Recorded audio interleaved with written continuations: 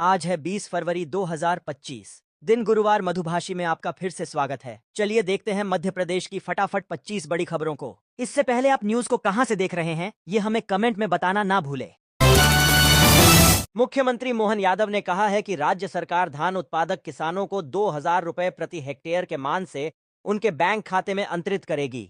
इसका लाभ छोटे किसानों को भी मिलेगा। किसानों के हित में प्रदेश सरकार ने पहले कोदो कुटकी के उत्पादन पर प्रोत्साहन राशि देने का निर्णय लिया। गेहूं उत्पादक किसानों से भी 26 रुपए प्रति क्विंटल उपज खरीदी जाएगी। दुग्ध उत्पादक किसानों से सरकार दूध खरीदेगी और उन्हें बोनस भी देगी। किसानों को सोलर पंप देकर उन्हें बिजली के बिल से भी मुक्ति दिलाई जाएगी। मध्य प्रदेश सरकार ने इलेक्ट्रिक वाहनों को बढ़ावा देने के लिए एक नई नीति शुरू की है। इस नीति के तहत इलेक्ट्रिक कारों पर 25,000 रुपए और 2 पहिया इलेक्ट्रिक वाहनों पर 5,000 रुपए की छूट दी जाएगी। इसके अलावा इलेक्ट्रिक वाहनों के पंजीकरण पर 100% छूट दी जाएगी। भाजपा के मध्य प्रदेश इकाई को जल्द ही नया अध्यक्ष मिलेगा। यह निर्णय केंद्रीय नेतृत्व द्वारा लिया जाएगा, लेकिन मुख्यमंत्री मोहन यादव, शिवराज सिंह चौहान और नरेंद्र सिंह तोमर की सहमति आवश्यक होगी। आरएसएस की राय भी महत्वपूर्ण होगी। बालाघाट के गढ़ी थाना क्षेत्र में पुलिस ने एक मुठभेड़ में 4 महिला नक्सलियों को मार गिराया है। बताया जा रहा है कि कुछ घायल नक्सली जंगल की ओर भाग गए। पुलिस इलाके में सर्चिंग कर रही है। सूपखार वन क्षेत्र के रौंदा फॉरेस्ट कैंप के पास पुलिस और हॉक फोर्स ने यह कार्रवाई की है। सीएम मोहन यादव ने वीडियो जारी कर पुलिस को बधाई दी है। चैंपियंस ट्रॉफी के ओपनिंग मैच में न्यूजीलैंड ने मेजबान पाकिस्तान को 321 रन का टारगेट दिया। बुधवार को कराची के नेशनल स्टेडियम में पाकिस्तान ने बॉलिंग चुनी। न्यूजीलैंड ने 5 विकेट पर 320 रन बनाए। पाकिस्तान ने 47 ओवर में 260 रन पर ऑल आउट हो गई। विधानसभा चुनाव से पहले शिवराज सरकार द्वारा शुरू की गई लाडली बहना योजना को लेकर विपक्ष सरकार पर लगातार सवाल उठाता रहा है। विपक्ष के आरोपों के बीच चौंकाने वाली जानकारी भी सामने आई है कि समग्र पोर्टल से लाडली बहनों के नाम डिलीट किए जा रहे हैं।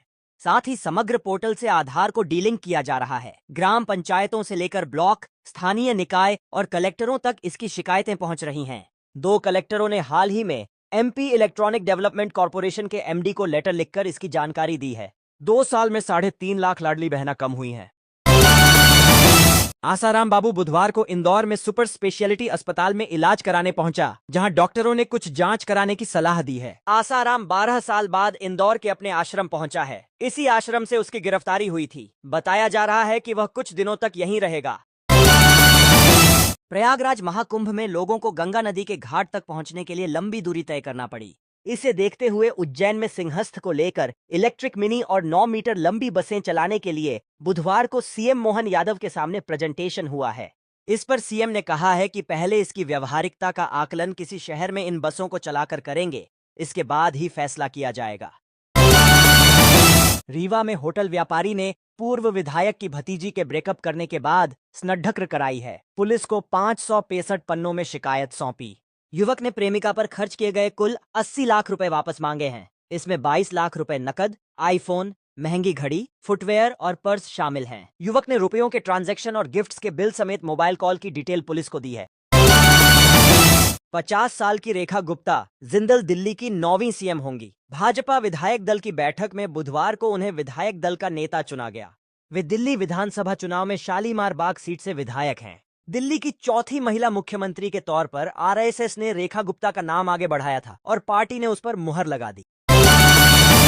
मध्य प्रदेश के पूर्व मंत्री मुकेश नायक के कथावाचक धीरेन्द्र कृष्ण शास्त्री पर दिए गए बयान का संस्कृति बचाओ मंच ने विरोध जताया है। मंच के अध्यक्ष चंद्रशेखर तिवारी ने कहा कि पूर्व मंत्री का मुंह काला करने पर 100 रुपए का इनाम देंगे। हम 100 रुपए से ज्यादा का इनाम भी दे सकते हैं, लेकिन वे इसी लायक है।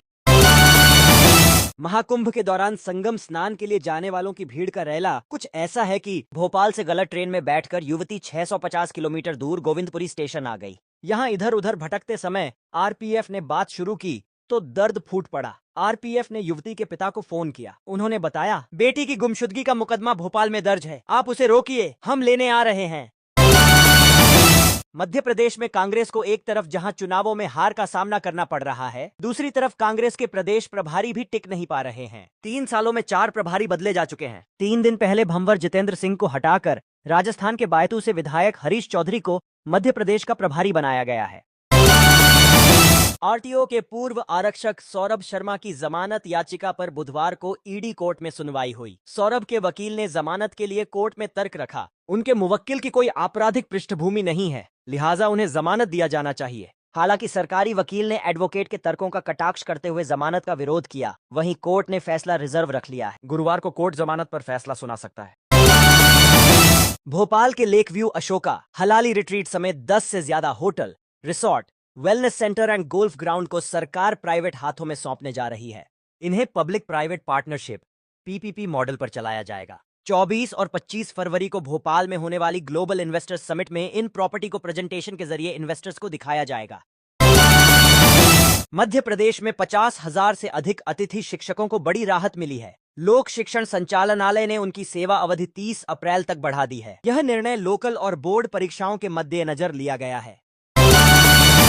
ग्लोबल इन्वेस्टर्स समिट में एमपी टूरिज्म बोर्ड अहम समझौतों पर हस्ताक्षर करेगा। India hikes, Indigo airlines, red bus, UN women जैसी संस्थाओं के साथ पर्यटन गंतव्य स्थलों में महिला सुरक्षा, स्वच्छता के साथ ही पर्यटन सुविधाओं में विस्तार और कौशल विकास जैसे विषयों पर एमओयू पर हस्ताक्षर होंगे। प्रयागराज महाकुंभ के आखिरी दिनों में श्रद्धालुओं की बढ़ती भीड़ को देखते हुए विशेष रूप से मध्य प्रदेश के रीवा संभाग समेत अन्य जिलों में बढ़ने वाली भीड़ को नियंत्रित करने के लिए राज्य सरकार ने आवश्यक कदम उठाने शुरू कर दिए हैं। मुख्यमंत्री मोहन यादव ने लोगों से अपील की है कि प्रयागराज यात्रा शुरू करने के पहले भीड़ और जाम की स्थिति पता कर लें ताकि किसी तरह की अव्यवस्था की स्थिति में न फंसना पड़े। करीब 500 करोड़ रुपए की लागत से जबलपुर के डुमना एयरपोर्ट का विस्तार किया गया है, लेकिन इसके बावजूद यहां से सीमित शहरों के लिए ही फ्लाइट सेवाएं उपलब्ध हैं। इस स्थिति को लेकर नागरिक उपभोक्ता मंच ने जनहित याचिका दायर की और हाईकोर्ट को बताया कि प्रदेश के इंदौर, भोपाल और ग्वालियर से नियमित रूप से फ्लाइट संचालित हो रही हैं, जबकि एयरलाइंस कंपनियां जबलपुर के साथ भेदभाव कर रही हैं। भोपाल में छत्रपति शिवाजी जन्मोत्सव के कार्यक्रम में साउंड सिस्टम का माइक बंद कराने की बात को लेकर लोग नाराज हो गए। उन्होंने लिंक रोड नंबर 1 पर शिवाजी की प्रतिमा के सामने धरना दे दिया। टीटी नगर तहसीलदार कुणाल राउत के प्रतिमा के सामने ही माफी मांगने के बाद वे हटे। जबलपुर लोकायुक्त पुलिस ने तिलसानी स्थित वेयर हाउस ब्रांच मैनेजर को 50,000 रुपए की रिश्वत लेते हुए रंगे हाथों गिरफ्तार किया है। लोकायुक्त ने ब्रांच मैनेजर के एक साथी को भी सहारोपी बनाया है, जिसने रिश्वत के रुपए लेकर अपने पास रख लिए थे। लोकायुक्त की गिरफ्त में आए ब्रांच मैनेजर का नाम प्रदीप पटले है। उसने वेयर हाउस संचालक से गेहूं शॉर्ट होने के चलते 92,000 रिश्वत की मांगी थी। उज्जैन के श्री महाकालेश्वर मंदिर में शिव नवरात्रि महोत्सव धूमधाम से मनाया जा रहा है। बाबा महाकाल 17 से 25 फरवरी तक 9 अलग अलग रूपों में भक्तों को दर्शन दे रहे हैं। बुधवार को तीसरे दिन की शुरुआत कोटतीर्थ के तट पर गणेश पूजन और कोटेश्वर महादेव के पूजन अभिषेक से हुई। रीवा के चाक घाट में परीक्षा के दौरान स्टूडेंट्स मोबाइल सामने रखकर नकल करते नजर आए। छात्रों का कहना है कि नकल करने के लिए उन्होंने 1,500 रुपए दिए हैं। परीक्षा मंगलवार को थी, जिसका वीडियो आज बुधवार को सामने आया है। वीडियो में सभी छात्र मोबाइल से नकल करते दिख रहे हैं। मामला चाकघाट के अशासकीय नेहरू स्मारक कॉलेज का है। यहाँ कॉलेज में भोज ओपन यूनिवर्सिटी की परीक्षा आयोजित की जा रही थी। आबकारी विभाग ने 1 अप्रैल से जारी होने वाली नई आबकारी नीति के आधार पर शराब दुकानों के लाइसेंस रिन्यूअल की प्रक्रिया शुरू कर दी है। रिन्यूअल और टेंडर की प्रोसेस प्रदेश के 52 जिलों में ही होगी। मुगंज, पंढुर्ना और मैहर के नए जिले बनने के बाद भी इन जिलों में अलग से रिन्यूअल का काम नहीं कराया जाएगा। मुख्यमंत्री मोहन यादव ने कहा कि उज्जैन सिंहस्थ के दौरान उज्जैन आने वाले श्रद्धालु ओंकारेश्वर भी पहुंचेंगे और नर्मदा स्नान कर ओंकारेश्वर महादेव के दर्शन करेंगे। इसलिए अधिकारियों को निर्देश दिए गए हैं कि श्रद्धालुओं की संभावित भीड़ को ध्यान में रखते हुए ओंकारेश्वर में नर्मदा नदी के दोनों तटों की तैयारी सुनिश्चित करें। इस कार्य को अभी से शुरू किया जाए ताकि समय में घाटों के निर्माण का कार्य पूरा हो सके।